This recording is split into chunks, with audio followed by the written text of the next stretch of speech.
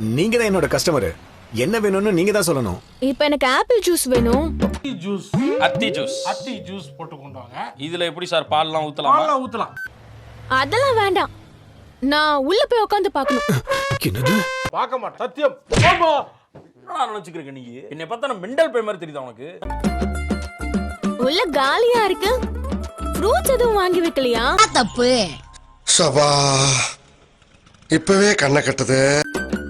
என்ன பாஸ் உள்ள ஏதோ தேடிட்டு இருக்காங்க. சைஸ் மெஷர் பாக்குறாங்கன்னு நினைக்கிறேன். ஏங்க லூசாங்க நீங்க? இன்னும் இவ்வளவு மென்டலா இருக்கீங்க. ஒண்ணு கூட ஒரு கூரே இல்லைங்க உங்களுக்கு. சில்லுனே இல்ல. அது ஆன்லயே இல்ல மேடம். ஏன் கரண்ட் இல்லையா? யப்பா யப்பா ஏற்கனவே நான் பட்ட அவஸ்தை பத்தாதா மேற்கொண்டு நீ வேற கரண்ட் கம்பியில கோர்த்துட்டு போறாரா மாப்ள. நாலா ஈச் பீஸ் 75,000 வரும் மேடம். வரட்டுமே. ஏய் ஏய் விக்கெட் விழுந்துருச்சு. என்னாச்சு? விக்கெட் விழுந்துருச்சு. என்னாச்சு? வந்துட்டேன். குலசாமி வந்துருச்சு. இதுல எத்தனை பீஸ் மேடம் வேணும்? 10. என்னது 10?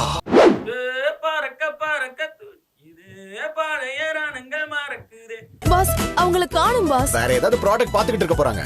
இல்ல பாஸ் எங்கேயுமே இல்ல. என்னங்க அது? இப்படி பண்ணா என்னங்க? ஐயா எங்க ஆளை காணோம். ஆனா பாவி எங்க போனானே தெரியலையே. உங்க அம்மா என்ன ரொம்ப அசிங்கப்படுத்திட்டாங்க மனோஜ்.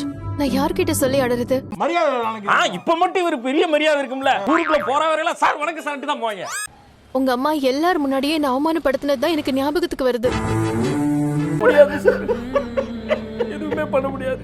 அழுவா அம்மா பால் குடிப்போம். ஒன்றும் லாபம் இல்லைன்னு எனக்கு தெரியும். ஆனா உங்க அம்மா என்கிட்ட சாரி கேட்கணும். ஒரு எக்ஸ்பீரியன்ஸான ஆளு சொல்லிக்கிட்டு இருக்காரு. கேட்க மாட்டேன்னு என்ன இது பண்ணிட்டு இருக்க? அவங்க கேட்க மாட்டாங்களா? இல்ல அவங்க சாரி கேட்கறதுல உனக்கு விருப்பம் இல்லையா? கிரியாளா உடம்ப இரும்பாக்கிக்கடா அடமலா ஆரம்பிச்சு வெளுத்து வாங்க போ.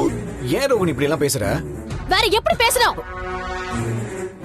ரொம்ப வெறி பிடிச்ச மாதிரி என்ன பேசுறேன்? ஆமா எனக்கு வெறி. உன்னை பார்த்தா எனக்கு நார்மலான இது மாதிரி தெரியல. வல்லவன் படத்துல வர ஹீரோயின் மாதிரி இருக்கு உன்னை பார்த்தா. கடையில எல்லாரும் பாக்கும்போது தானே அவங்க என்ன அவமானப்படுத்தினாங்க. கொஞ்சம் அமைதியா. அப்ப மட்டும் உனக்கு கடையா தெரியலையா? நான் பாட்டுக்கு என் வாழ்க்கையை வாழ்ந்துகிட்டு இருந்தேன். கிரிக்கெட் வந்து என் வாழ்க்கையை சுனாமி மாதிரி அடிச்சிட்டு போயிருச்சு. சாரி கேட்கணும். இல்லனா நான் சாரி கேட்க வைப்பேன். கிளம்புறேன். ஒரு மனுஷன் எதையாவது பண்ணி முன்னுக்கு வரலாம்னு பார்த்தா கால் வைக்கிற இடமெல்லாம் கண்ணி விடி வைக்கிறாங்களே.